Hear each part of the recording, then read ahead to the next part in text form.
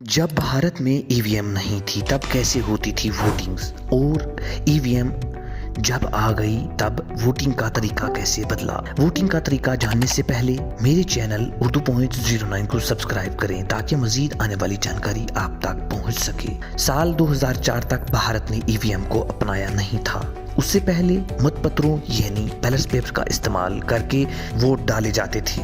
अलग अलग बॉक्स होते थे। वोटर्स अपनी मर्जी के अनुसार बॉक्स में अपना पेपर्स डालते थे। ईवीएम की कल्पना साल 1977 में की गई। भारत में पहली बार इलेक्शन कमीशन ने 1977 में सरकारी company electronic corporation of India को ईवीएम बनाने का टास्क दिया। 1979 में ECIL ने ईवीएम का प्रोटोटाइप पेश किया, जिसे 6 अगस्त 1980 में चुनाव आयोग की गई पार्टीज को दिखाया, जिसे 1982 में पहली बार केरला में विधानसभा ईवीएम से कराए गए।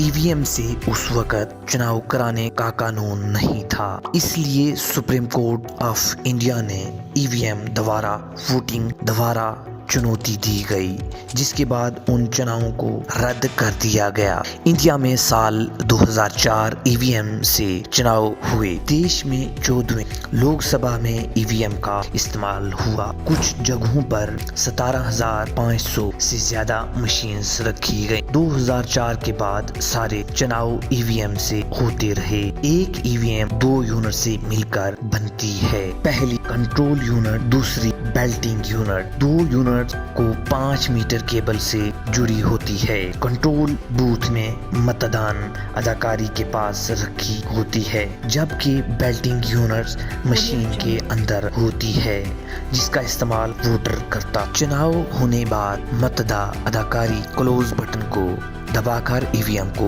बंद करता है और इसके बाद मशीन का कोई बटन काम नहीं करता। उसके बाद प्रिजाइडिंग ऑफिसर 2 यूनिट को अलग अलग कर देते हैं। ये वोट बेल्टिंग यूनिट में महफूज रहते हैं। इसके बाद काउंटिंग के वक्त ईवीएम का रिजल्ट बटन दबाते ही उसमें वोट डिस्प्ले हो जाते हैं। सारी मशीन्स के वोट को कैलकुलेट करके इलेक्शन का रिजल्ट फाइनल दिया जाता है।